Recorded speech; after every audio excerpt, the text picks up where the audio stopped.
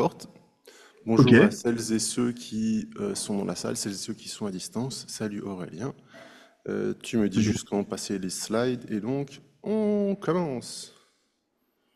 Bonjour à toutes et tous. Alors, je ne sais pas si vous êtes nombreux dans la salle, en tout cas en présentiel ou en distanciel. Je suis ravi de pouvoir d'être là en distanciel. J'aurais aimé être avec vous, mais je n'ai pas pu, malheureusement. Mais la technologie permet quand même qu'on puisse passer un moment ensemble. Je suis ravi aussi qu'on puisse avoir ce temps d'échange avec Yanis et avec les personnes présentes parce que c'est euh, c'est une réflexion qui est, euh, pour nous, on pense, insuffisamment menée hein, sur cette articulation entre les objectifs de la recherche et les objectifs des acteurs de la recherche. Alors, quand on parlera d'acteurs, euh, on se mettre d'accord tout de suite. Hein, on entendra, bien entendu, à la fois les usagers des usagers du système de santé, les proches dans toutes ses formes et les professionnels de santé. C'est ça, les acteurs de tous ces, de tout, du système de santé. Et puis la recherche. Et le gros problème qu'on va vous exposer et qu'on souhaite réfléchir avec vous, c'est que en fait, de là où on se trouve et de la situation dans laquelle on va vous parler, on est nous-mêmes aussi acteurs de terrain. Donc, c'est-à-dire qu'on ne sait plus très bien si on est des chercheurs ou des acteurs de terrain. Et c'est toute la problématique qui se pose à partir du moment où la recherche sort de son cadre institutionnel, de son cadre académique, universitaire. Et c'est exactement la situation dans laquelle on se trouve et qu'on souhaite réfléchir en fait avec vous. Voilà. Et donc pour ça, on va vous donner quelques éléments de contexte, des questionnements, des illustrations pratiques. Et puis après, l'idée, ça serait d'avoir un échange, un temps de réflexion ensemble qu'on vous présentera en fonction qui sera en lien avec la proposition qui précède et puis réfléchir ensemble aux perspectives. Voilà. Je sais pas si c'est une bonne introduction, Yanis, et puis après, peut-être on se présente, mais je te laisse te présenter, Yanis. Alors qu'est-ce qu'on a juste derrière? Hop. Oui, donc voilà, on est deux à intervenir aujourd'hui. Yanis Maklaski, donc pour la seule et unique personne qui n'était pas là plus tôt, donc moi je suis, j'ai grandi en Suisse, j'ai été formé en tant que père praticien, ce qu'on appelle là-bas père praticien en santé mentale, pour faire simple, père aidant. La seule différence étant que c'est une version suisse. Et c'était il y a 10 ans déjà, voilà, donc depuis j'ai travaillé un peu dans tous les domaines, que ce soit à l'hôpital auprès des patients, dans la formation des futurs infirmiers, éducateurs, etc. Et dans la recherche, en particulier la recherche sur l'intégration des pères praticiens, des pères aidants dans les services. Ça, c'était en Suisse, avec en plus un pendant politique, parce que comme on était les tout premiers, il a fallu qu'on crée ce statut, et donc j'ai créé une association qui, après, a dû très concrètement aller toquer à la porte des institutions pour leur dire vous voudriez pas recruter nos collègues, trouver un statut, une rémunération, etc. Il y a un peu plus de 5 ans, j'ai voulu changer un peu l'environnement, et donc j'ai déménagé à Paris pour travailler au laboratoire de recherche en santé mentale, sciences humaines et sociales du GHU. Le prétexte pour passer la porte, c'était une étude sur les directives anticipées en psychiatrie. L'objectif réel derrière, c'était de travailler plus dans les questions de formation, ce que je fais.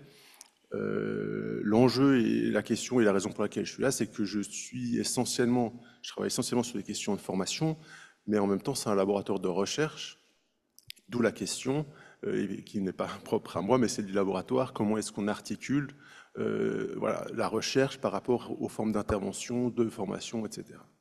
Et donc, j'interviens avec Monsieur Aurélien Troiseux, dont la photo est assez... Et ne mettent pas en valeur ces photos, mais Ouais, carrément, c'est ce que j'allais dire. Hein. Bon, heureusement qu'il y a de la vidéo, parce que franchement, je crois que je serais pas venu.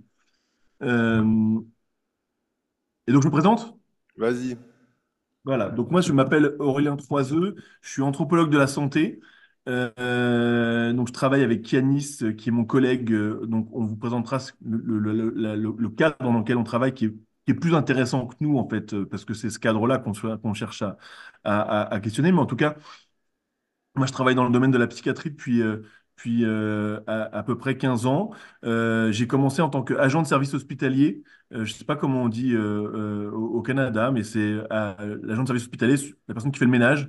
Donc, j'ai commencé à 17 ans à faire le ménage en psychiatrie pour me payer mes études et mes études d'anthropologie.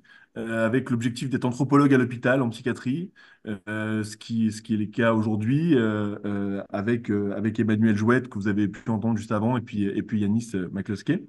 Et le fil conducteur de la plupart de mes travaux, ça a été la question de la participation des usagers sous des formes très variées, que ce soit dans le milieu associatif, que ce soit sur Internet, que ce soit à la cafétéria de l'hôpital, dans le service, dans les chambres doubles, peu importe, en fait, partout où des gens peuvent interagir et échanger autour de leur expérience de la maladie.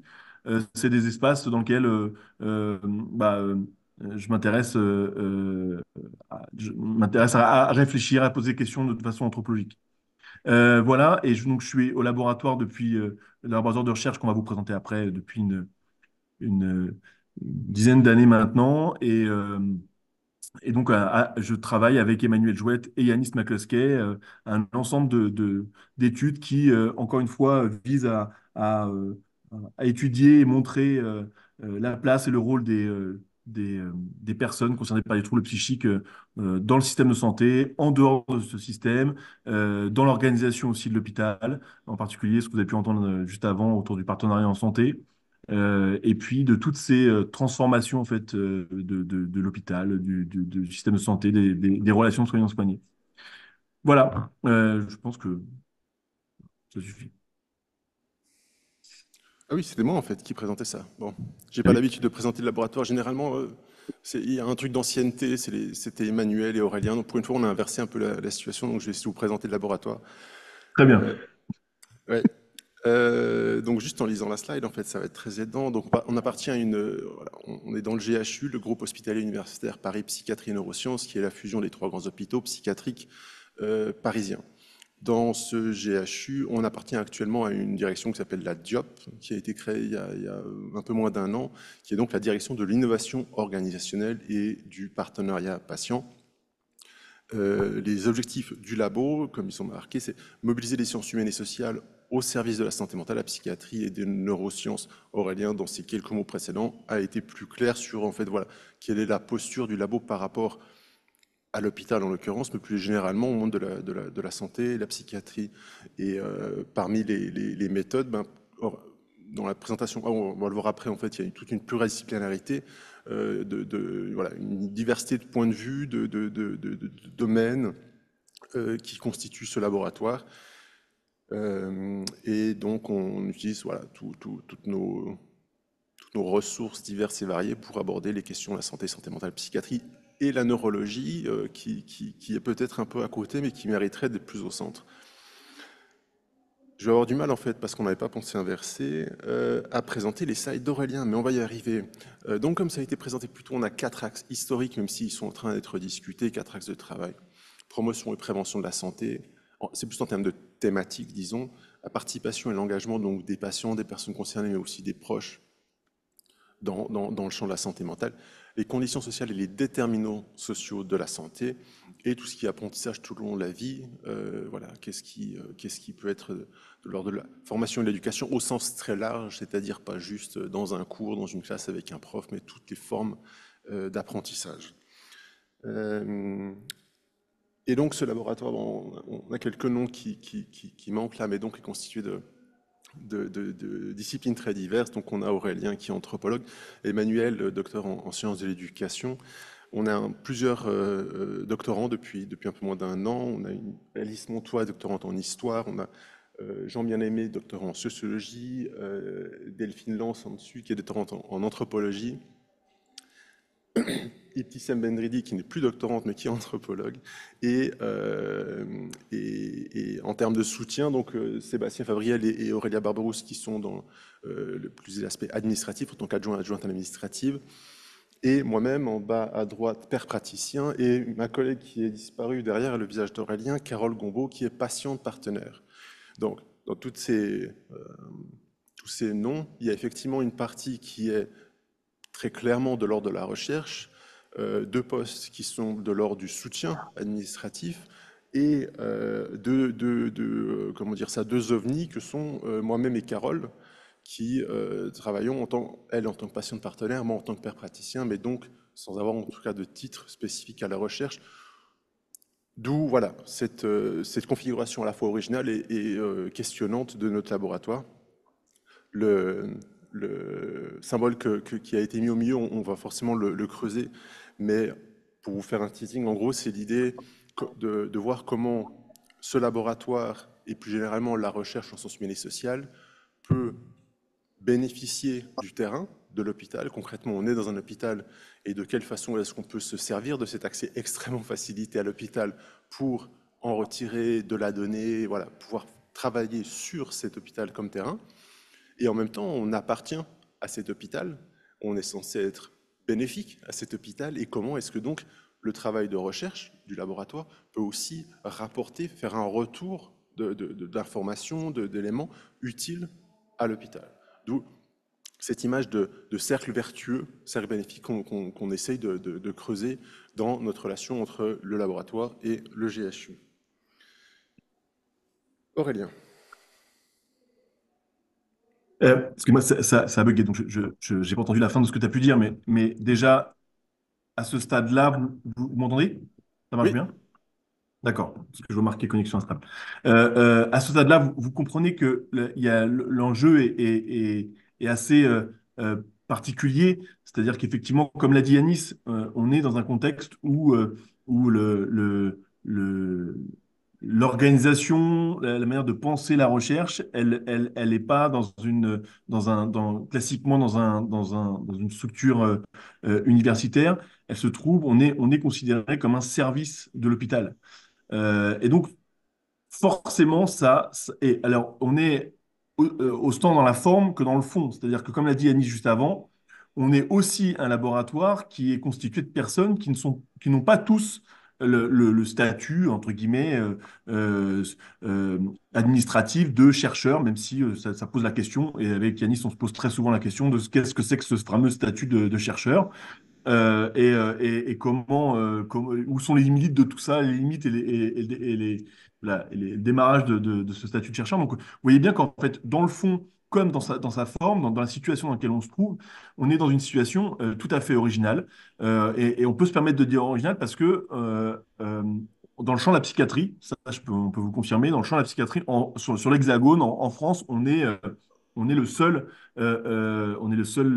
service alors, qu'il existe des actions de recherche en sciences sociales à l'hôpital psychiatrique ou dans le champ de la psychiatrie ou de la santé mentale, ça c'est assez courant. Par contre, d'avoir un service de sciences humaines et sociales dans un hôpital, c'est plutôt rare. Alors, le laboratoire, il a un certain nombre d'existences, on le verra après, mais pour autant, le contexte actuel, il est extrêmement important à considérer. Je pense qu'Anis, tu peux passer la slide suivante. Ah non, c'est d'abord, oui, un petit point sur qu'est-ce que c'est que la recherche. Oui, pour qu'on soit tous d'accord pour la partie atelier juste après.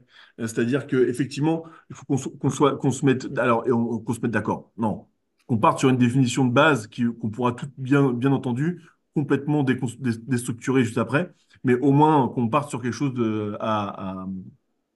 sur lequel réfléchir. Donc, on part sur le principe que la recherche, c'est produire des connaissances nouvelles et de la compréhension pour soi et pour autrui des phénomènes qui sont étudiés. Pour autrui, c'est encore un peu nouveau hein, pour les chercheurs de pouvoir se dire que on fait de la on produit de la compréhension et de la connaissance pour les autres. Mais voilà, c'est aussi dans ces dynamiques-là. Alors là, c'est très catégorique, mais c'est juste pour amorcer les échanges, hein, avec trois grands axes de recherche qui sont la recherche dite fondamentale, qui vise avant tout à faire une expérimentation et à partir d'une problématisation faite généralement par des chercheurs et qui vise à tester des hypothèses, tester des problématiques. La recherche participative, qui repose aussi sur une problématique, mais cette fois-ci qui intègre dès le début de la démarche de la recherche des personnes qui sont sujettes à être, à faire l'objet en fait de la recherche initialement. Et c'est pas uniquement des personnes usagées de la psychiatrie, ça peut être aussi des professionnels de santé, ça peut être aussi tout un ensemble d'acteurs. En fait, tous les acteurs qui sont censés être sujets de la recherche viennent contribuer à toutes les étapes d'une étude. Et quand je dis bien toutes les étapes, c'est-à-dire que c'est pas uniquement sous l'angle, et ça je pense que vous l'avez évoqué juste avant, sous l'angle de la consultation, comme ça existe très souvent dans le monde de la recherche, mais c'est vraiment partir de sur quoi on va travailler, comment on va problématiser, comment on met en place les entretiens, comment on analyse, comment on écrit des articles. En sachant que là, je vous le dis comme ça, mais on le sait avec Yanis et certainement parmi d'entre vous, c'est pas si évident que ça. Et il y a plein d'étapes où encore les chercheurs sont assez frileux pour partager leurs compétences ou leur expérience ou leur savoir. Donc, c'est pas si évident que ça, mais en tout cas, c'est le vœu pieux vers la recherche participative. Et puis la recherche action, dite recherche appliquée, qui est de façon un peu catégorique, j'en suis désolé, vise à produire à la fois de la connaissance tout en agissant sur le réel, en ayant une volonté de transformer l'aspect, le phénomène étudié.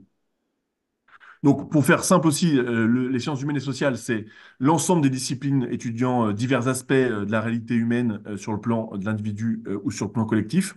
Donc, on entend aussi bien la psychologie, l'histoire, la géographie, la philosophie, la sociologie, l'anthropologie, la démographie, enfin, toutes les sciences comme ça. Et les sciences sociales, c'est en tout cas impliqué à la question de la santé. Je pense que c'était une dimension qui n'était pas pas inutile de rappeler, c'est d'avoir une lecture, une perspective qui est au croisement en fait du biologique et du social. C'est-à-dire l'idée étant pas du tout, et la question se pose vraiment dans un contexte comme bah, le monde hospitalier, quoi.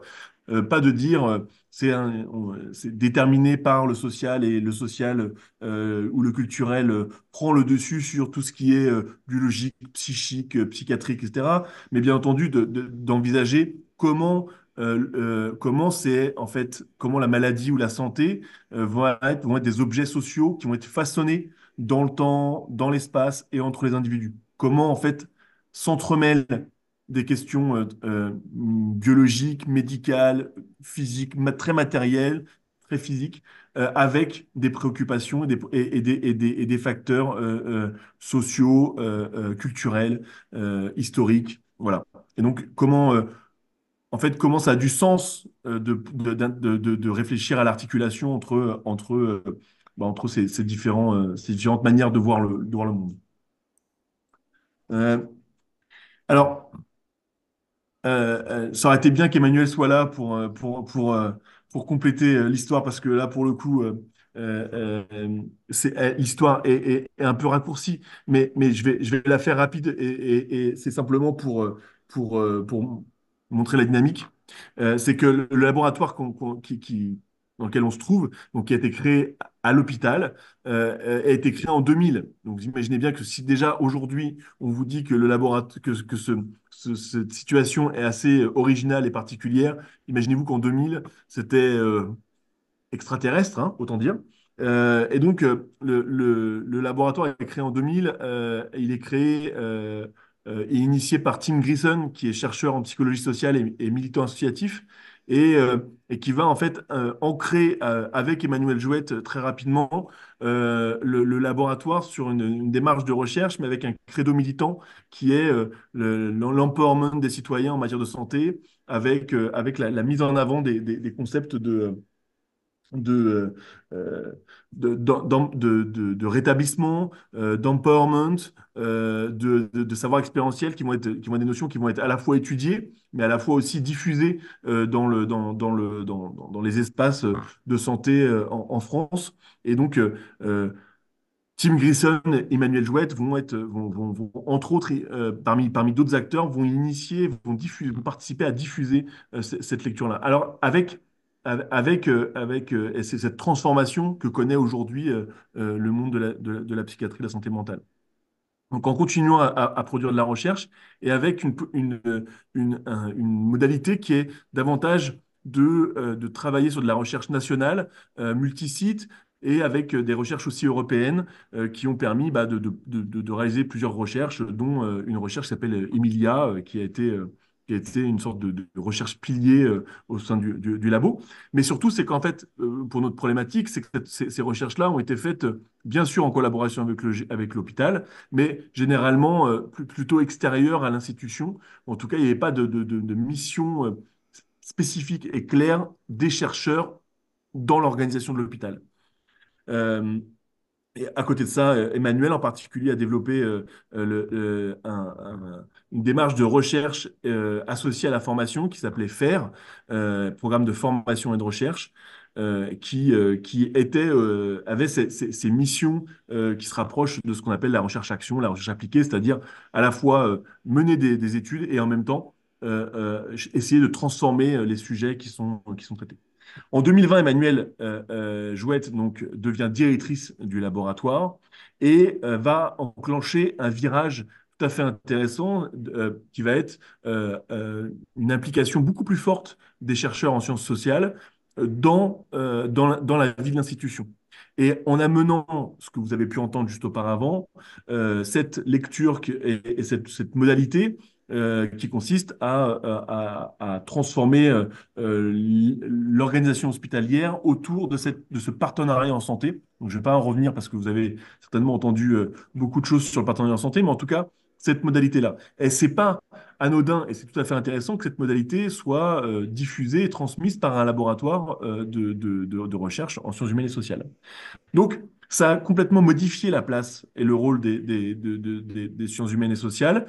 Là où on était très extérieur et on allait chercher des financements européens et on fonctionnait avec des financements extérieurs, là, on commence à avoir à la fois une visibilité au sein de l'hôpital et un rôle aussi au sein de l'hôpital. Et donc, à partir de là, tant qu'on cohabitait avec l'hôpital, se posait pas forcément de questions sur c'est quoi la place, c'est quoi le rôle, c'est quoi les missions et les non-missions aussi des sciences humaines et sociales face à l'institution. Et là, effectivement, bah, ça a rebattu les cartes de façon très intéressante parce que ça implique forcément de se poser la question de ah oui, mais alors, c'est quoi faire de la recherche en sciences humaines et sociales au sein d'un hôpital? Et donc, en plus de nos recherches qu'on continue au niveau national, international, extérieur, avec des financements extérieurs, on renforce et on travaille de façon beaucoup plus forte aux recherches dites internes au GHU. Et donc, s'intègre une nouvelle dynamique, celle qui était jusqu'à maintenant de la formation recherche d'un côté, se, se greffe une autre problématique, un autre duo à travailler et à réfléchir ensemble, et c'est ce qu'on fait, c'est les projets institutionnels avec la recherche. Comment ces choses-là se greffent. Je pense que Denis, tu peux passer.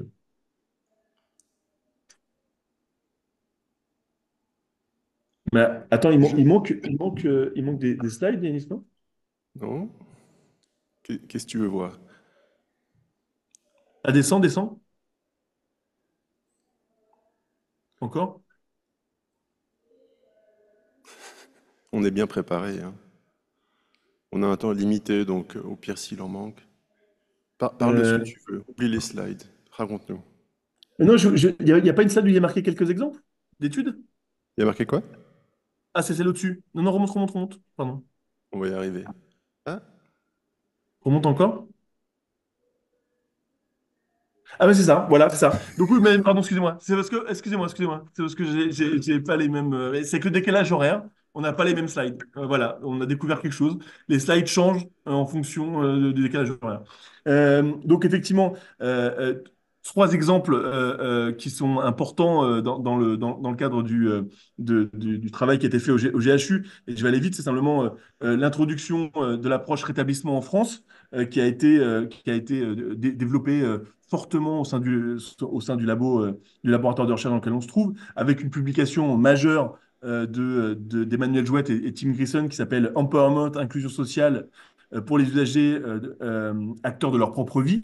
Il y a eu cette première démarche-là. Il y a eu une étude qui est inspirée de nos cousins canadiens, qui est Un chez toi d'abord, qui a été qu'on a mené donc sur le site parisien, mais qui a été multisite, qui a été plusieurs villes, qui a été un travail initié par plusieurs villes de l'Hexagone, qui a conduit à l'expérimentation du programme Un chez soi d'abord, qui aujourd'hui est inscrit dans notre politique de système notre politique de santé. Donc donc on voit bien comment l'expérimentation d'un programme, une recherche qui a été menée multisite, a débouché sur des actions, sur une transformation de la prise en charge des personnes en situation de handicap psychique et de grande précarité. Et puis récemment, on a mené une étude sur les mesures anticipées en psychiatrie qui a débouché au déploiement en fait de cet outil dans notre institution. Donc, à la base, c'est une recherche, c'est une expérimentation menée avec plusieurs chercheurs à différents endroits de France, mais ça a quand même conduit à la création de dispositifs. Yanis, est-ce que tu veux dire juste un mot, vous l'avez déjà évoqué, sur la question des mesures anticipées en psychiatrie ou pas?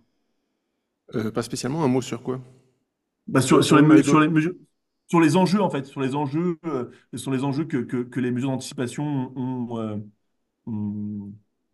sur ce qu'il y a derrière les mesures anticipées. Ouais, c'est ça. On l'a évoqué brièvement, donc vous connaissez le plan de crise conjoint? Oui. La notion de plan de crise conjoint? Oui? Non? Les gens en ligne? Bon. En gros, c'est les mesures anticipées sont toutes les démarches d'exprimer, de recueillir, plutôt d'exprimer sa parole, disons, en amont d'une potentielle crise ou d'un problème. On pense notamment les directives anticipées pour la fin de vie, c'est là, je vais bien, je peux vous parler, je peux écrire.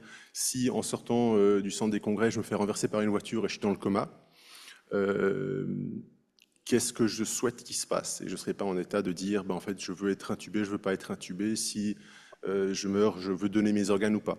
Donc, ça, c'est le modèle directive anticipé. Et il y a d'autres modalités, comme plan de crise conjoint, le plan de crise conjoint qui sont non pas je mets par écrit ma volonté de mon côté, et en fait, bah, vous la lisez, mais qui est, comme je disais dans l'atelier précédent, un support de négociation, en fait, voilà de quoi j'aurais besoin, et en même temps, si je demande, je prends sur l'exemple, si je demande à mes parents, au cas où ça va pas, de m'enfermer à double tour et d'appeler la police, ils ont le droit de me dire, on se peut pas faire ça, on se sent pas de faire ça.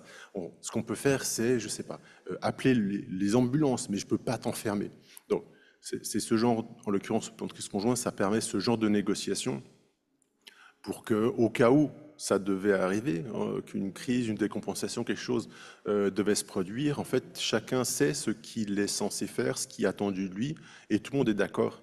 Et parce que c'est pas au moment de la crise qu'on peut vraiment discuter ou négocier ça. Donc voilà, c'est ce genre de démarche. Il y en a différentes, il y a différentes expérimentations, et c'est pour n'en choisir aucune que l'expression qu'on a évoquée dans l'atelier précédent de plan de prévention partagé a été choisie. C'est comme père praticien, médiateur santé père, c'était voilà, on crée un nouveau, comme ça personne n'est exclu, tout le monde est à un plan d'égalité. Voilà. On avance, Aurélien? Alors, oui, bien sûr. Oui, bien Top. sûr. Et donc ça, on va aller vite sur ça, cette question-là, mais simplement, c'est qu'en fait, on est face à une spécificité, c'est on est sur une configuration unique où on est le premier hôpital qui se dote d'un service de sciences humaines et sociales, et dans un contexte assez particulier où en fait, le contexte fait que, il y a une sensibilité importante aujourd'hui à la question des recherches qualitatives, des recherches en sciences humaines et sociales dans un certain nombre d'endroits de l'hôpital.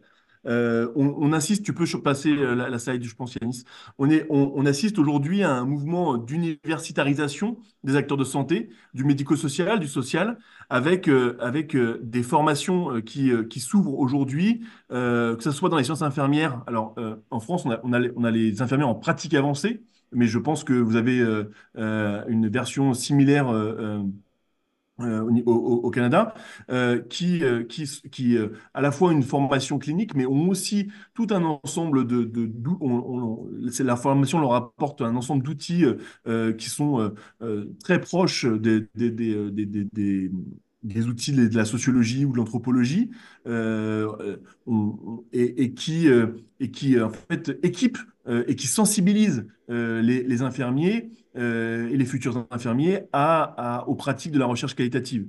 On retrouve ça aussi dans le domaine de la pérédance parce que les pères aidants qui se forment à devenir médiateurs de santé père ou à euh, d'autres euh, d'autres types de statuts professionnels ont aussi des cours, des formations, des sensibilisations à ce qu'est une réflexion sociologique, à ce qu'est une méthodologie de recherche qualitative, etc. Et dans le travail social, c'est pareil. On retrouve aussi de plus en plus d'acteurs qui s'équipent effectivement de méthodes, de postures surtout, en fait. C'est ça qui est hyper intéressant, de posture et de la recherche qualitative et une sensibilité à ces questions-là. Donc, il y a pas forcément à forcer le trait, elle est déjà là, la demande, et aussi beaucoup de médecins.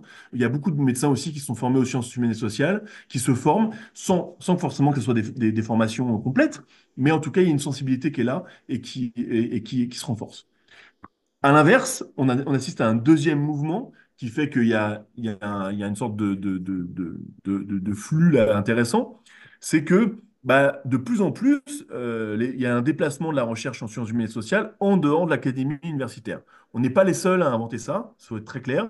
Là, on parlait du domaine de santé où, a priori, c'est assez particulier, mais on sait très bien qu'il y a de plus en plus de chercheurs en sciences humaines et sociales qui vont soit se mettre en auto-entrepreneur, soit vont s'implanter dans le milieu associatif et vont être salariés d'une association et vont travailler en tant que chercheurs dans le milieu associatif euh, ou vont travailler dans le monde de l'entreprise. On a plusieurs grosses entreprises en France qui ont créé des labs dans lequel en fait, ils recrutent des sociologues, des anthropologues avec une thématique qui est propre à l'entreprise, mais après, le chercheur a la possibilité de pouvoir développer un certain nombre de recherches dans le cadre de cette thématique-là. Et puis, bien entendu, il y a la recherche action participative qui, en tout cas en France, est en train de vraiment d'être promue, de se développer, même s'il y a toute une série de critiques qui va être faite à son encontre. Mais en tout cas, c'est en train de se développer, c'est en train de se... Et ça implique de se poser la question de, bah oui, mais en fait, cette recherche, elle n'est pas forcément réservée aux chercheurs. En tout cas, elle n'implique pas que les chercheurs. Et c'est tout à fait intéressant d'y réfléchir. Je fais une parenthèse. J'ai l'habitude de faire des parenthèses. Je ne devrais pas. Yanis va me le reprocher, mais c'est tout un travail. Voilà, qu'on ne dit pas là, mais parce qu'on n'a pas le temps, mais je le dis quand même. Je suis désolé, mais qu'on travaille avec Yanis depuis quelques années quand même, où on réfléchit à ces questions-là de c'est quoi la place du chercheur, c'est quoi la place du père aidant, c'est quoi nos rôles respectifs. Et en ayant travaillé avec Yanis sur des recherches dites participatives ensemble, euh, on a creusé quand même tout un travail, toute une réflexion tous les deux, entre autres, et aussi avec Emmanuel, mais en fait, concrètement, au cours d'une recherche, qu'est-ce qui relève de l'anthropologue à un moment donné? En fait, à quel moment je suis anthropologue, là, quand je vous parle? Je ne sais pas très bien. Et à quel moment Yanis est père praticien au moment où il vous parle? On ne sait pas très bien. Et tout ça, c'est des choses qui nécessitent d'être définies. Euh, et la petite parenthèse que je fais là, c'est que dans cette question de la recherche participative, ou en tout cas des nouvelles formes de recherche qu'on est en train de mettre en place, on se pose beaucoup la question l'entrée des nouveaux acteurs. Mais alors comment on va faire s'il y a des professionnels de santé qui sont chercheurs, mais comment on va faire s'il y a des pères aidants qui sont chercheurs, etc., etc. Comme si en fait le problème reposait sur ça, alors qu'en fait la question qu'on doit se poser certainement, je pense, c'est est-ce qu'on est tous d'accord sur ce que c'est que la recherche? Et là, je suis pas certain qu'on soit tous d'accord sur ce que c'est que la recherche. Mais on a l'impression qu'en fait, un peu comme le monde médical il y a certains temps, c'est un monde homogène, tout à fait cohérent, où tout le monde est d'accord et tout le monde est content. En fait, non. Et c'est très bien qu'il y ait des acteurs qui viennent bousculer les choses. C'est pas eux qui bousculent, c'est qu'en fait, leur présence re-questionne notre pseudo-cohérence et notre pseudo-homogénéité entre nous, alors qu'en fait, elle l'est pas du tout. On sait pas forcément de quoi on parle tout le temps, hein. Voilà. Et ça, je pense que c'est important parce que pour un chercheur, c'est pas mal de dire ça. C'est bien, je pense, de se dire qu'on ne sait pas tout et qu'on se pose des questions. Voilà. Et donc, concrètement, deux axes qui nous ont questionnés, mais il pourrait y en avoir plein d'autres, et on va en discuter avec vous. Mais tu peux changer la slide, Denis. C'est par exemple la question du temps. À partir du moment où on a commencé à faire la recherche dans l'institution, très concrètement dans l'institution, se pose la question du temps. Et ça paraît, et il faut se confronter à ça pour se rendre compte, parce que on se rend compte qu'on ne parle pas des mêmes temps. C'est-à-dire que quand un chercheur en sciences humaines et sociales arrive et dit bah, je vais faire une recherche, faire une recherche, surtout en sciences humaines et sociales, ça prend du temps. Il faut s'installer, il faut créer la problématique, il faut s'installer sur le terrain, il faut prendre le temps de récolter de l'information, il faut le temps de l'analyse, il faut le temps de l'écriture, et on sait que l'écriture c'est long. Voilà.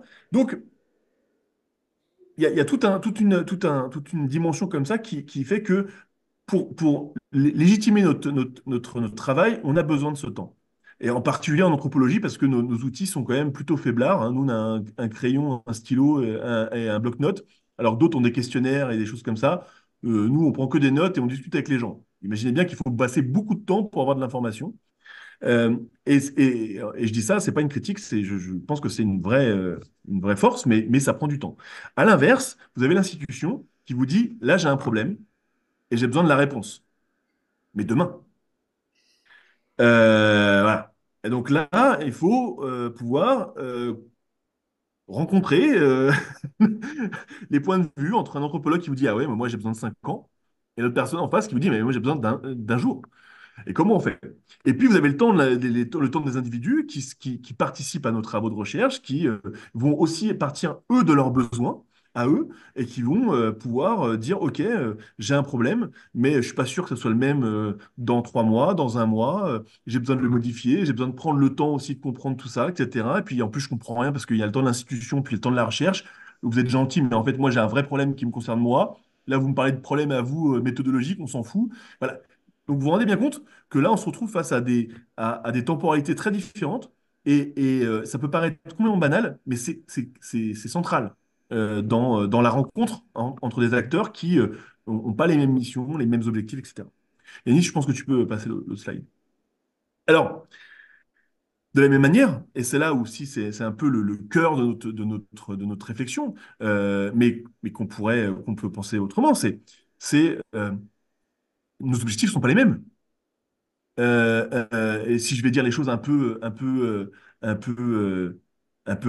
façon caricaturale ou un peu crûment, si les objectifs de l'institution de santé, c'est de suivre des bonnes pratiques, d'aider les gens, de les soigner, de faire bien, que les gens aillent mieux, de se comporter correctement et de s'assurer que la personne soit rétablie ou guérie selon les lectures des uns et des autres, peu importe. L'objectif de la recherche, initialement, elle n'est pas celle-ci. Elle est de se poser des questions. Et, et généralement, de se poser des questions sur ces catégories-là. C'est-à-dire, quand les gens qu'on nous dise, bah oui, mais bon, il faut qu'on mette en place des bonnes pratiques, le réflexe du chercheur, ça va te dire, ah ouais, mais nous, on ne sait pas ce que c'est qu'une bonne pratique. Voilà. Donc, au premier abord, ça peut paraître pas forcément très aidant. Parce que là, au moment où vous avez besoin de bonnes pratiques, rappelez-vous du temps, la temporalité, j'ai besoin pour demain des bonnes pratiques, et nous, on dit, ah oui, mais nous, on a besoin de 5 ans pour dire ce que c'est qu'une bonne pratique. Vous voyez bien? Donc, ça crée un décalage, mais c'est un décalage qui est tout à fait intéressant et qu'il faut négocier. Donc, c'est aussi s'interroger sur comment mettre les bonnes pratiques, ça, c'est aussi le cas. Et puis, c'est s'interroger aussi sur si ces catégories sont mises en pratique et selon quel point de vue. Et ça implique forcément de confronter des objectifs et des points de vue très différents entre une bonne manière de faire les choses et puis un chercheur qui va soit pouvoir faire remonter de façon critique des choses qui marchent pas, et est-ce que c'est sa place, ou en tout cas de quelle manière le faire dans l'institution pour que ça soit vu comme étant un support, comme un soutien à l'institution, et puis comment faire en sorte que un chercheur en sciences humaines et sociales travaille au sein de l'institution, contribue à l'institution dans lequel il est, parce qu'on ne peut pas nier ça, tout en, ne, tout en, ne, tout en gardant sa lecture critique de, ben, on doit se poser la question de savoir ce que c'est qu'une bonne pratique et est-ce que c'est bien d'appeler ça bonne pratique, et qu'est-ce que ça veut dire aider, est-ce qu'on est vraiment très clair là-dessus, etc. Donc, vous voyez bien l'enjeu qu'il y a à faire ça. Donc, on part, notre tentative, et là c'est vraiment juste une piste d'ouverture, c'est de partir d'un cercle situé, c'est-à-dire d'essayer de renforcer la complémentarité entre des acteurs aux objectifs différents.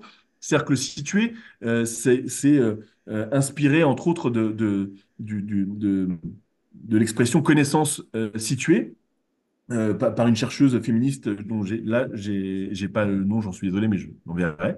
Je l'ai pas en tête, je suis désolé. Qui parle quand on utilise le terme de connaissance ou de savoir situer, renvoie entre autres, c'est pas que ça, mais une lecture critique à la fois du subjectivisme et de l'objectivisme. C'est-à-dire ce que nous on essaye aussi dans lequel dans le situation dans laquelle on essaie de se mettre. C'est-à-dire à la fois éviter une emprise du terrain, c'est-à-dire de ne pas se laisser happer par les obligations, les urgences, les représentations du terrain, mais en même temps, à l'inverse, ne pas se laisser prendre par l'emprise d'un objectivisme, c'est-à-dire d'une recherche et de chercheurs qui pourraient, au nom d'une méthode, pourraient se cacher derrière et en ignorer les réalités de terrain. Voilà. Donc l'idée, c'est comment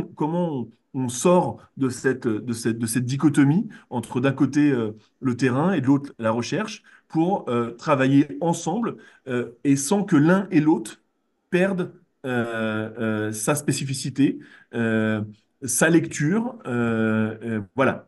Et vraiment un travail de rencontre et de travail de co-construction. Juste pour, Euh, vu que la visio est devant, le petit graphique à droite, on a en bas la recherche et en haut, c'est le terrain. Ah, pardon. Non, non, c'est, voilà. Voilà. Voilà, C'est c'était juste moi, là. c'est ma tête en fait, c'est ça? Oui, mais c'est pas toi. Merci beaucoup. C'est bon. Ça aidait pas. Mais C'est c'est gentil. interactif. Ah, pardon. Mais c'est interactif, c'est bien. C'est interactif. Euh, ok, on peut passer. Ben, je pense que voilà, Yannis, c'est pour toi. Ok. Donc, je vois le temps qui passe. Je me rends compte en fait on prend du temps et non pas pour une fois. Généralement, Aurélien prend beaucoup trop de temps et pour une fois, c'était très bien. Mais en fait, on a beaucoup de choses à dire. Donc, je vais aller assez vite sur les illustrations pratiques, d'autant plus que pour ceux qui étaient là avant, en grande partie, je vais les présenter plus tôt et voilà.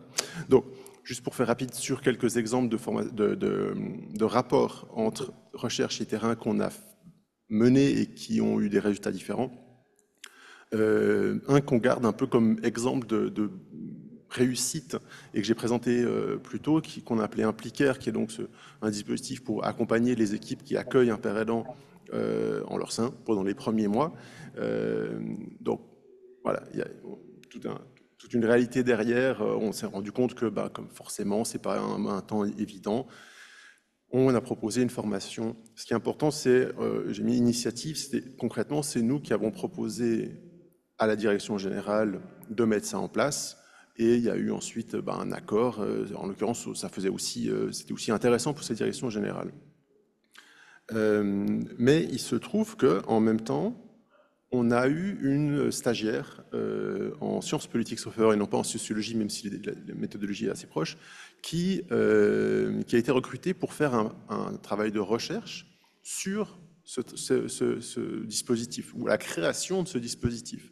Donc, sur les 6 ou 9 mois où on a créé Implicaire et puis on l'a essayé avec une première génération de personnes formées, il y avait à la fois moi et ma collègue qui faisions ce travail-là que je viens d'écrire, et en même temps Charlotte Lescar qui nous suivait, regardait comment on faisait ça, qui venait aux formations, qui ensuite a fait des entretiens avec les personnes, avec nous-mêmes, et aussi avec les personnes qui ont suivi ces temps de formation, avec les pères aidants, et puis ensuite même des focus group.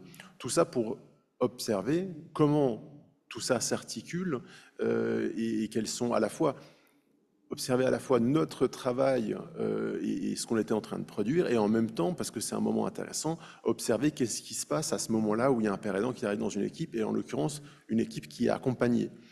Et donc, voilà, on le prend comme exemple de succès pour nous, parce que ça a été un moment où on a pu vraiment faire à la fois un travail d'intervention, de formation en réponse aux besoins de l'institution, en l'occurrence, même si c'était notre proposition, et en même temps, il y avait un pendant de recherche sur ce travail, pendant de recherche qui a très concrètement, et c'était la slide d'après, qui est venu alimenter en fait aussi notre travail, ce qui fait que il y a un an à peu près, j'ai repris en main ce dispositif Implicaire, partant notamment de ce qu'elle avait pu observer, identifier, etc., pour arriver à l'améliorer. Et donc voilà, c'est d'où cette idée de cercle vertueux où la recherche est venue apporter quelque chose de terrain et la recherche est venue apporter quelque chose à ce dispositif de formation et ce dispositif de formation est venu en fait apporter alimenter cette recherche. Un autre dispositif qu'on voulait aborder, que j'ai appelé PADS et que j'ai aussi évoqué plus tôt, qui est ce travail qu'on est en train de mettre en place entre un directeur des soins et moi-même pour ce que j'ai mis en gros améliorer la lisibilité en fait et la cohérence de tout le parcours d'un père aidant, d'un projet même de père aidant au sein du GHU. En termes de dynamique, en l'occurrence, ça a été un élan partagé à la fois de ce directeur des soins et moi-même qui nous sommes dit il y a quelque chose à faire, il faut qu'on le fasse, avec ensuite très vite un écho très positif de la direction générale. Mais voilà, c'est des exemples comme les autres, on essaie de voir comment est-ce que ça s'articule en termes de dynamique, de process en fait. Est-ce que c'est nous qui allons en un sens unilatéralement pomper de la matière et puis on repart avec de notre côté pour l'analyser? Est-ce que à l'inverse, l'hôpital pourrait nous dire nous, on veut des réponses là-dessus ou on veut que vous créez une formation sur le partenariat et qu'on n'en profite pas pour faire de la recherche sur ça. Et notre but, c'est vraiment d'avoir un bénéfice mutuel et pas uniquement dans un sens ou dans l'autre. Qu'est-ce que je vous ai mis après? Oui. Ça, c'était un petit aspect, un exemple dans ce deuxième projet PADS sur l'accompagnement de ces projets de père aidance. En fait, si la ligne de temps, en gros, pour schématiser qu'est-ce qui se passe dans les grandes périodes de ce projet, en gros, au tout début, on a un chef de pôle qui a une idée, qui souhaite répondre à l'appel à projet qui existe pour recruter un père aidant.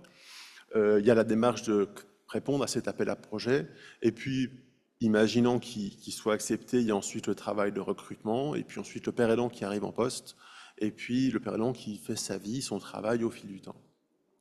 L'idée, là, ça a été vraiment de prendre en compte l'ensemble de cette ligne et de voir à quel moment, alors qu'est-ce qui se passe, mais aussi à quel moment est-ce que, et je reste sur le côté intervention, à quel moment est-ce que notre binôme entre le diagnostic directeur des soins et moi-même, on peut les accompagner, leur apporter un soutien, les orienter.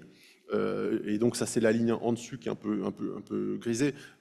Soutenir la rédaction de réponse à l'appel à projet. La rédaction, c'est aussi avec qui est-ce que vous travaillez pour répondre à cet appel à projet, de pousser les chefs de pôle à aller prendre l'équipe en fait et la mettre dans la rédaction de la réponse à l'appel à projet. Ensuite, pendant la phase de recrutement, de commencer à préparer l'équipe. Voilà, vous avez un père aidant qui va arriver dans 2 mois, comment est-ce que ça va se passer, etc. Au moment de l'arrivée, donc on a un Implicaire qui est l'autre dispositif qui existe déjà, mais qui s'inscrit en fait dans ce continuum. Et puis après, ce que j'ai mis suivi au long cours, on est encore en train de clarifier ça, mais le but c'est de faire un check-up plus ou moins régulier, parce qu'on s'est rendu compte que sans le faire, sans avoir apporter ce regard un peu extérieur à la fois au père aidant et à l'équipe de temps en temps, on arrive parfois à une situation où en fait ça allait plus depuis 2 ans, mais il n'y a pas eu de déclic, il n'y a pas eu de réaction, et donc en fait on se rend compte au moment où la personne a démissionné. Donc voilà. Là on est sur ces timelines, ce qu'on est en train de mettre en place, et là on est non pas sur le plan recherche, mais le plan développement ou d'accompagnement, et du coup il y aura 2 choses sur la même slide.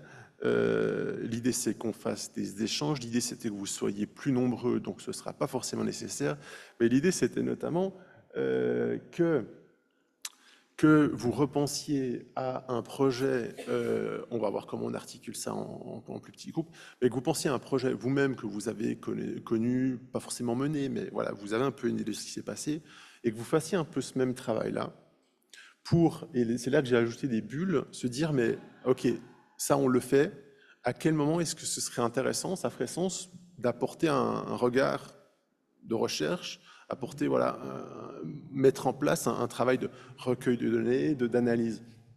Ce que je vous ai mis comme exemple, vu qu'on est au début de ce projet-là, c'est pas encore des choses qui sont spécialement développées, mais c'est par exemple au tout début de pouvoir observer comment ce projet est négocié entre les acteurs, entre le chef de pôle, entre le médecin et infirmier dans les directions, avec les équipes. Voilà.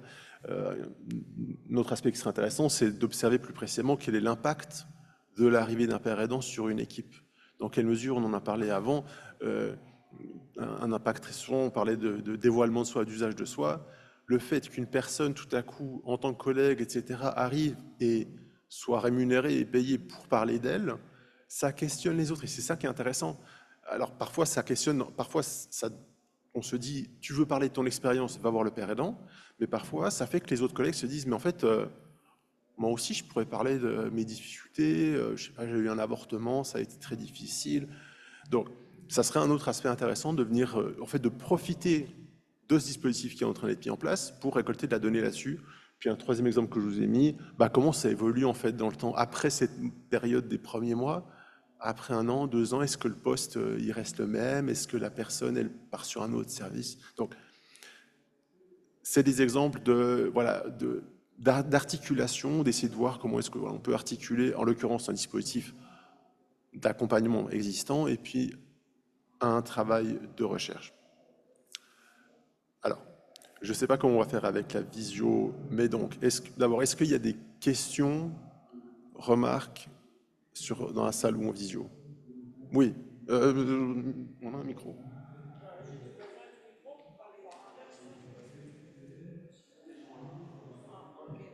Alors, bonjour Aurélien, Diane Harvey de la QRP. J'avais 3 commentaires à vous partager. Quand les pères aidants ont commencé au Québec, il a fallu déjà, dès le départ, réussir à les positionner, si je peux dire, par rapport aux entraidants, donc par rapport à l'entraide mutuelle. Est-ce que c'est la même chose que la père aidance, etc. Fait qu'il y a eu cet enjeu-là dès le départ. Il y a eu l'enjeu aussi de les positionner par rapport aux usagers militants. OK? Donc, est-ce que c'est du militantisme? Est-ce que le père aidant devient le responsable de la défense des droits dans une équipe? Fait qu'il a fallu démêler les affaires. Arrivent ensuite les patients partenaires. Arrivent en parallèle les pères chercheurs. Et moi, je pense que tôt ou tard, comme nous, on est rendu là actuellement, de devoir bien positionner les uns et les autres. Quand les pères aidants sont arrivés, ils étaient mis un peu à toutes les sauces. Et c'est pour ça qu'on avait dit c'est des intervenants pères aidants et les distinguer de les pères chercheurs parce qu'on se disait c'est pas la même job, c'est pas le même profil. J'ai vu les pères chercheurs commencer dans des projets où la grosse job qu'on leur confiait, et à peu près la seule, c'était de traduire du verbatim.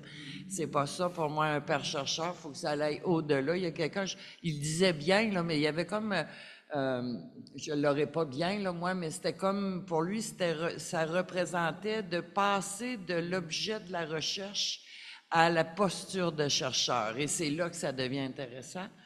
Il y a un chercheur au Québec puis là je caricature, je tourne les coins ronds, qui dit que les savoirs d'expérience, qu'il y a une pyramide, une hiérarchie des savoirs et que de façon spontanée, on est habitué, c'est les savoirs scientifiques qui sont en haut de la pyramide et les savoirs expérientiels en bas.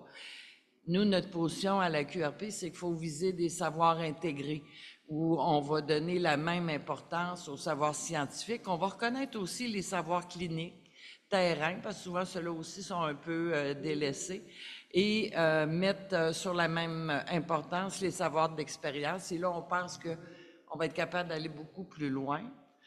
Puis, j'étais très contente de voir que vous avez eu la préoccupation de préparer et soutenir les milieux d'embauche parce qu'il y a un enjeu là. Et je termine en vous disant, l'enjeu que je trouve actuellement au Québec, c'est que la parrainage est devenue à la mode, et ça, je suis bien contente. Mais parce qu'on a l'impression que c'est à la mode, c'est facile d'intégrer des parrainants, puis qu'on n'a plus besoin comme équipe de soutien. Et c'est là, je me dis qu'il y a un enjeu important. Donc, cette dimension de votre programme, puis les activités de recherche en lien avec les besoins du milieu, pour moi, sont aussi importantes que les activités sur l'impact du parrainant, par exemple, sur son propre établissement et le rétablissement de ses pairs. Fait que votre atelier m'a amené à ces 3 réflexions-là. Aurélien, est-ce que tu as des réactions? Oui, 2 choses. Merci beaucoup pour ces remarques parce que il y a 2 choses. Premièrement, moi, je trouve ça assez agréable de regarder la manière dont les chercheurs aujourd'hui en sciences humaines et sociales réagissent maintenant depuis on va dire quelques années, hein, tout simplement, euh, à l'arrivée de la question des pairs chercheurs ou des co-chercheurs dans leur domaine. Alors ils ont été quand même, on a été, hein, je m'inclus dedans, hein, pendant des années à regarder comment les professionnels de santé avaient des difficultés à accueillir les pairs aidants ou les médiateurs de santé pairs, comment les mouvements d'usagers en santé venaient questionner les savoirs, questionner les postures des uns et des autres, et en fait comment ce mouvement-là, il glisse aujourd'hui vers le côté de la recherche, et comment les chercheurs doivent à leur tour se remettre en question. Et c'est hyper compliqué. On sait que les professionnels de santé ils ont beaucoup de difficultés à se remettre en question. Et il faut pas croire, mais les chercheurs aussi ont des difficultés à se remettre en question. Et ça implique forcément à se questionner. Et ça, je trouve ça plutôt intéressant d'en arriver là. Et ça, c'est le premier point. Et deuxième point, c'est j'ai, dans ce que disait Diane, ça me fait penser il y a, pour effectivement sortir de cette dualité entre et réfléchir au savoir ancré, c'est aussi de se dire que le chercheur en sciences sociales au GHU, bien que les conditions administratives ne sont pas les mêmes, etc., mais en tout cas, on est dans une dynamique qui est assez similaire à ce qui se joue autour de la paire aidance aujourd'hui. C'est-à-dire, euh, euh, le chercheur, est-ce qu'il a le droit de dire ce qu'il a envie de dire? Est-ce que, en fait, le chercheur, c'est le même chercheur que ce qui est dans l'université?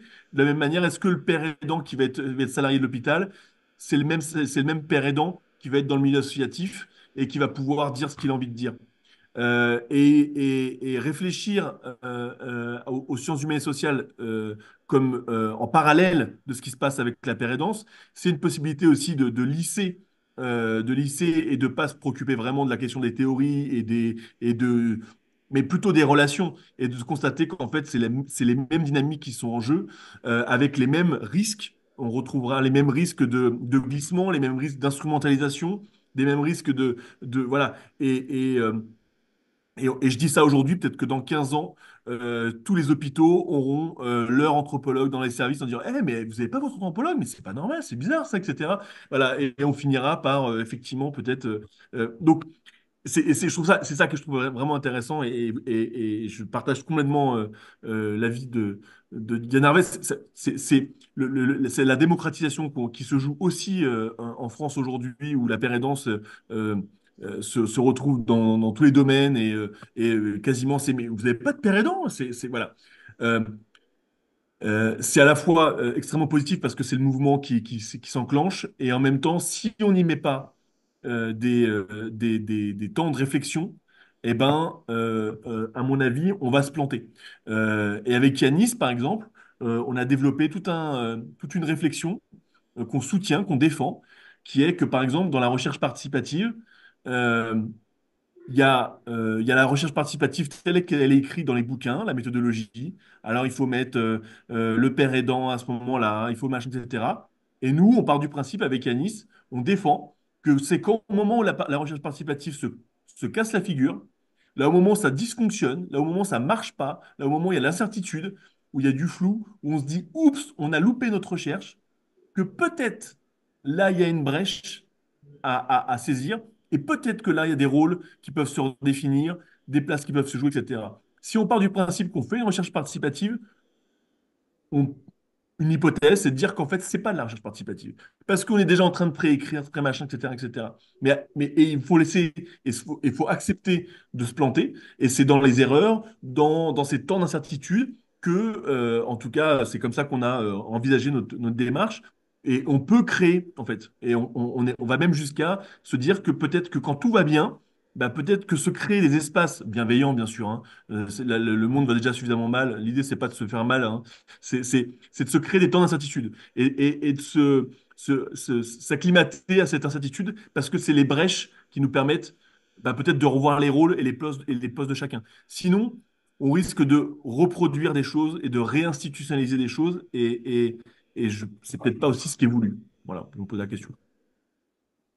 Et au fond, si on continue le parallèle pardon, entre la recherche et tout le reste de questions de pair aidance, mais aussi de partenariat, je pense que de la même façon, les moments où ça se casse la gueule, où ça va pas euh, sur l'intégration d'un pair aidant ou sur je sais pas, un dispositif de consultation, et voilà, les personnes qui sont censées être consultées disent mais vous m'appelez à la fin pour me présenter les résultats et me dire que mon DDO a été OK. Je pense que c'est de la même façon le meilleur moment, une aubaine en fait, pour pouvoir, comme le dit Aurélien, pour pouvoir rediscuter les rôles de façon très honnête et pas juste un truc lisse. En même temps, c'est une occasion, ça n'est pas c'est pas une assurance. C'est-à-dire que ça peut juste se casser la gueule, voilà. Mais c'est une aubaine. Les, les personnes en ligne, vous saurez qu'on vous a enlevé la bride, donc si vous voulez activer vos micros, vous avez le droit. Et les personnes sur place, vous n'avez pas besoin d'activer votre micro. Et donc, est-ce que vous avez d'autres, est-ce qu'il y a des questions ou des remarques sur, en fait, on en avait parlé déjà plus tôt, quel peut être le rôle ou le rapport entre la recherche et le terrain. Mais le terrain, voilà, hein, les associations, l'hôpital, l'ambulatoire.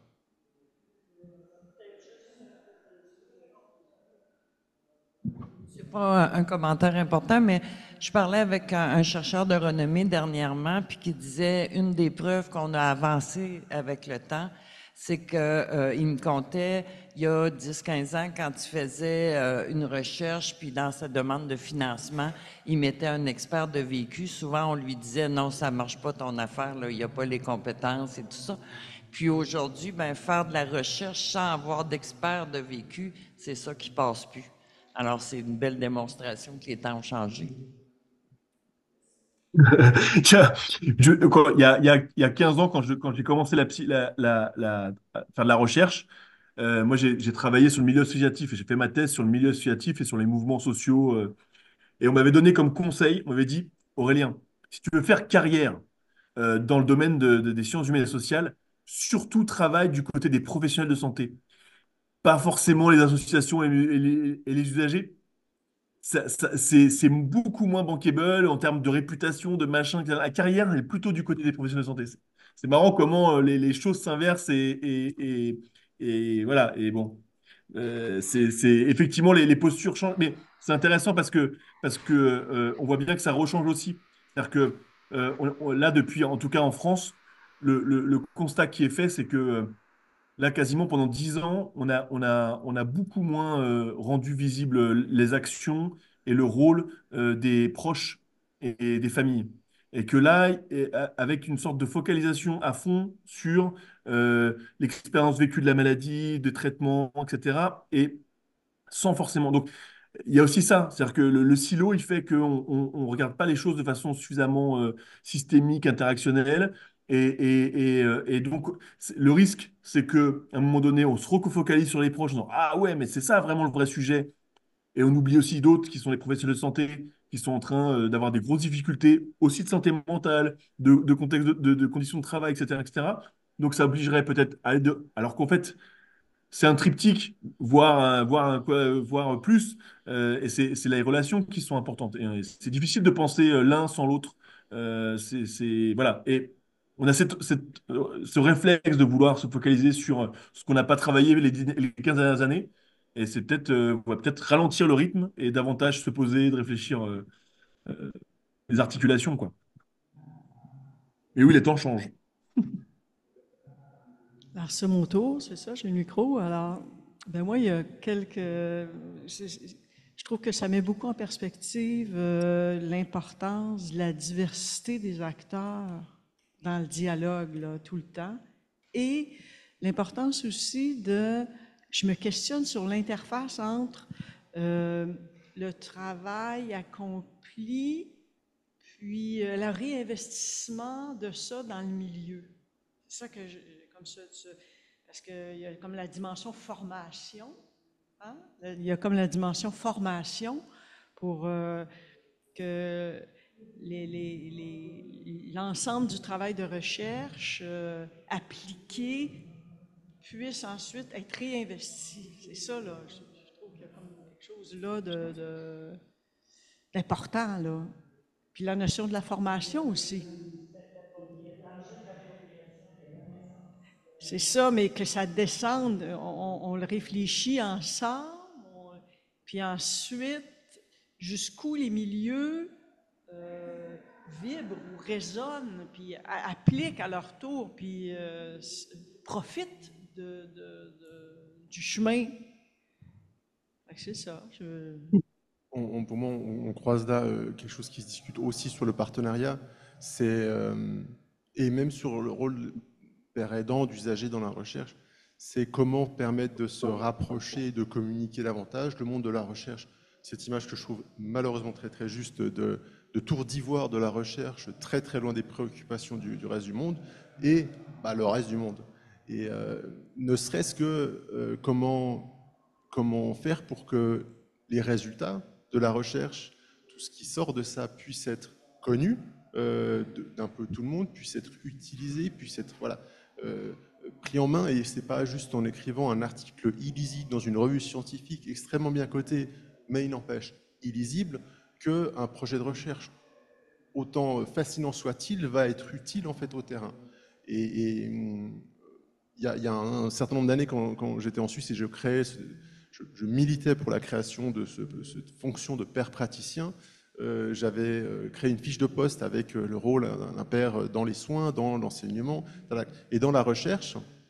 J'avais identifié deux aspects pour moi qui est de rapprocher ces deux mondes, à la fois pour que les résultats de la recherche puissent être reçus par le terrain, mais aussi que les projets de recherche puissent à l'origine répondre aux besoins du terrain. Et que ce ne soit pas juste voilà, c'est intéressant ou c'est à la mode actuellement, mais qu'on prenne le temps de descendre, de cette tour d'ivoire. Et je ne parle pas que des patients, aussi des soignants, des proches, de dire sur quoi ce serait utile, intéressant, bénéfique qu'on travaille là. On va investir de l'argent, 2 ans de travail. Voilà. Moi, je ne sais pas, je trouverais super intéressant qu'on parle de ça, mais est-ce que ça fait sens en fait? Et ce travail-là, effectivement, je pense qu'il commence à venir, hein, il est valorisé. Dans nos projets, on a de plus en plus de financeurs qui poussent vraiment à notamment valoriser justement les résultats, mais de façon compréhensible, comment faire que les résultats d'une recherche puissent être accessibles de tout un chacun. Aurélien peut parler, il y avait une étude voisinée où voilà, c'était un peu contraignant pour lui, mais ils ont fait des vidéos et après, pour expliquer les résultats de la recherche et ce qui a eu un écho. Enfin voilà. Donc c'est un travail en cours, mais en même temps un travail nécessaire. Merci beaucoup. Ça amène beaucoup de réflexion, votre discussion. J'amène peut-être une autre question complémentaire, si possible. Moi, je suis clinicien, donc j'ai un projet à l'esprit dans lequel je veux impliquer une université pour faire un projet de recherche. Évidemment, vous parlez des enjeux là, au niveau organisationnel, hein, d'implanter la recherche dans un milieu public. Alors, quel conseil rapide et de base vous auriez à me donner pour faciliter le démarrage et l'implantation d'un projet de recherche clinique dans un milieu où il n'y en a pas? Oui, oui. Je réagis. Essaye. Quoi vous dire? Déjà, la démarche, elle est louable. J'ai envie de vous dire, peut-être effectivement, euh, de la concertation. Alors, je ne sais pas si c'est vous qui devez, qui portez un projet, mais en tout cas, ce qui est certain, c'est que je pense que il faut pas, euh, il faut pas hésiter. Le temps de la rencontre est très important. Le temps de la rencontre, et quand je dis la rencontre, c'est vraiment la compréhension des rôles de chacun. Et comment peut s'organiser un tel travail. Là, on voit par exemple dans les services dans lesquels on va pour présenter juste notre posture, notre rôle au sein du GHU, il y a toujours un deuxième temps qui arrive à dire, OK, mais en fait, c'est quoi la recherche? Là, vous parlez de la recherche clinique, mais c'est quoi la recherche clinique? Ça va jusqu'où? C'est quoi les missions? C'est quoi les objectifs?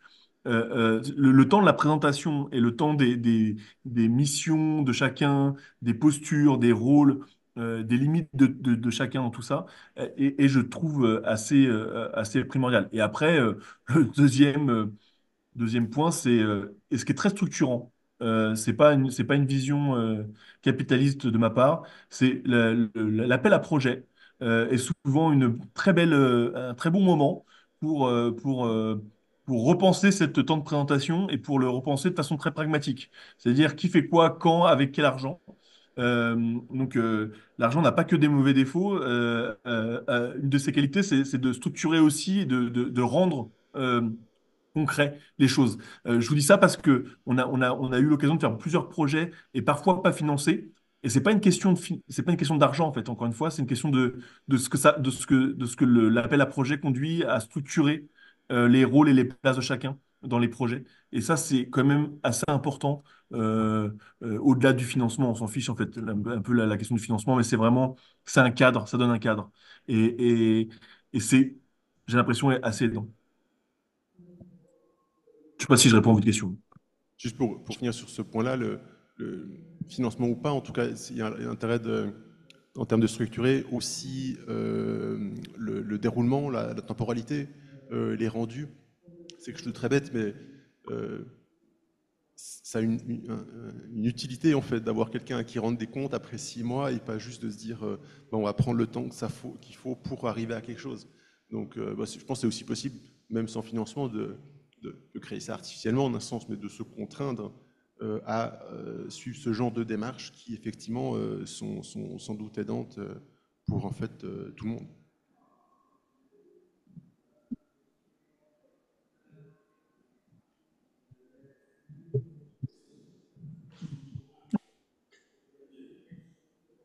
Oui, non, je voulais dire qu'il y avait il y avait des réseaux qui s'étaient développés progressivement un peu partout dans le monde qui favorisent l'ouverture des mondes universitaires aux projets de terrain.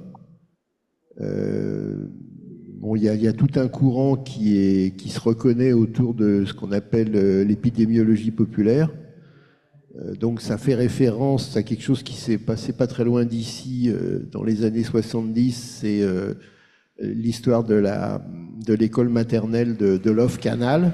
Donc c'est au bord du Niagara, donc un cluster de leucémie infantile qui a existé sur une école maternelle qui était sur le Love Canal, hein, qui ne doit pas son nom à l'amour, mais au propriétaire de l'usine qui s'appelait Monsieur Love. Et donc l'étude a été déclenchée à l'initiative de la directrice de l'école maternelle, et donc il y a des sociologues états-uniens, dont Phil Brown, qui ont décrit le processus sous le nom d'épidémiologie populaire, etc. Et il y a un certain nombre de courants qui existent, notamment avec ce qu'on appelle les boutiques de sciences. Donc ça, c'est John Stewart qui a travaillé là-dessus aussi dans les années 70. Donc c'est des campus universitaires qui décident d'ouvrir des bureaux qui sont à disposition des organisations syndicales, associatives, locales, et qui propose de l'aide au montage d'un projet de recherche commun à partir des demandes citoyennes. Alors, il y en a beaucoup dans les pays scandinaves. Il y a un réseau international qui s'appelle livingknowledge.org. Malheureusement, les boutiques de sciences sont peu nombreuses. Il y en a quelques-unes en France dans certaines universités, mais c'est un petit bureau dans un coin. Mais il y a un certain nombre de pays émergents, et donc les pays scandinaves où il y en a. Et puis il y a des régions, alors notamment en Europe, qui ont créé des appels, notamment, alors il y a eu des appels, il y a eu un appel en Île-de-France qui s'appelait PICRI. Donc c'est des appels à projets pour des projets qui sont déposés par une organisation citoyenne et un labo. Et en ce moment, en France, il y a un programme qui s'appelle SAPS, Science avec et pour la société, qui s'inscrit dans des directives de l'Union européenne d'ailleurs, avec des appels à projets où pour pouvoir remporter l'appel, il faut qu'il y ait un consortium bicéphale. Alors là où malheureusement les choses ne se sont pas excessivement améliorées, c'est que dans la plupart de ces projets, il y a quand même l'idée que c'est le labo universitaire qui est le numéro 1 de la liste. Mais en revanche, dans les projets boutiques de sciences et Living Knowledge, là, on est dans des choses beaucoup plus équilibrées. Mais ce qu'on voit, c'est que c'est vraiment un travail à long terme. Normalement, évidemment, tous les campus universitaires dignes de ce nom devraient avoir une science shop ou une boutique de sciences ouverte aux organisations de la société civile pour qu'ils viennent avec leurs projets.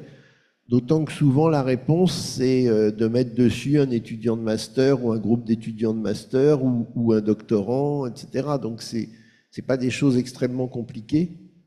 Donc ça, si on reprend la logique des bonnes pratiques, c'est des bonnes pratiques qui pourraient être généralisées dans les campus universitaires, quoi. Et poussées par la société civile aussi, quoi.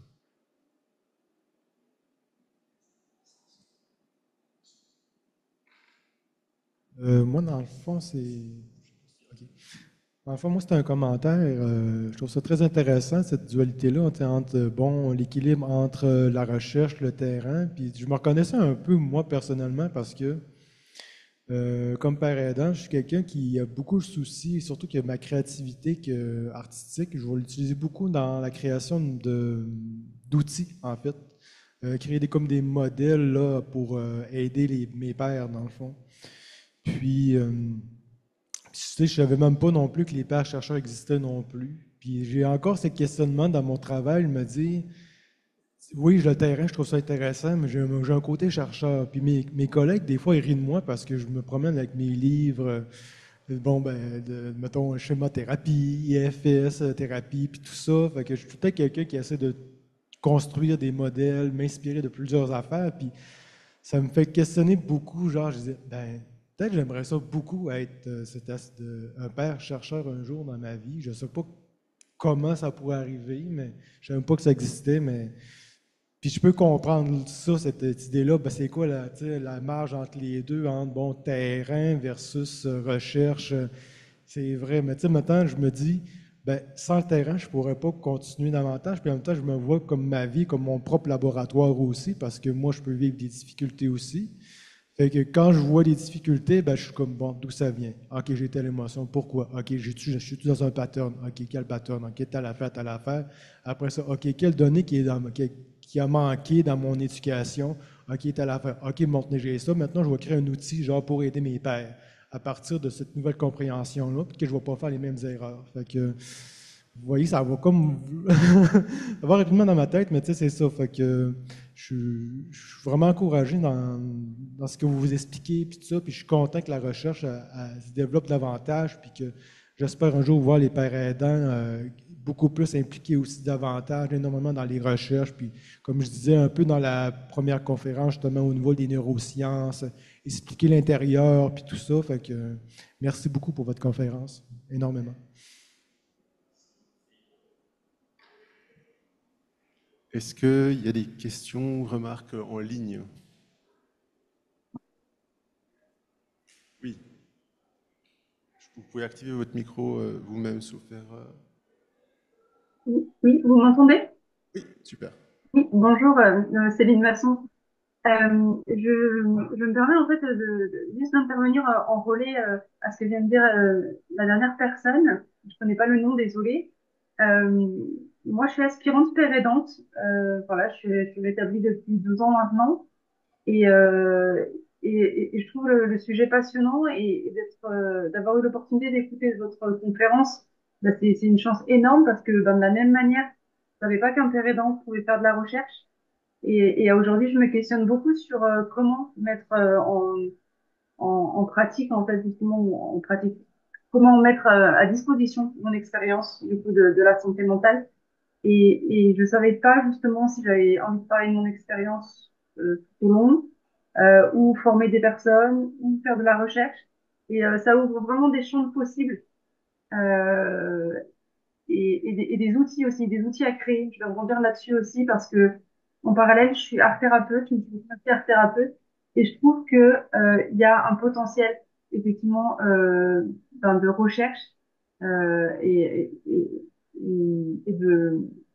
d'ailleurs un travail de mémoire que je vais réaliser bientôt sur le sujet parce que je pense que santé mentale et psychiatrie, non, pardon, santé mentale et thérapie, médiation au sens large, en fait, ont beaucoup de sens et c'est à creuser. Merci beaucoup. Un, deux, oui, bah merci, merci à vous. C'est en fait, oui, c'est super. Est-ce qu'il y a d'autres remarques, questions?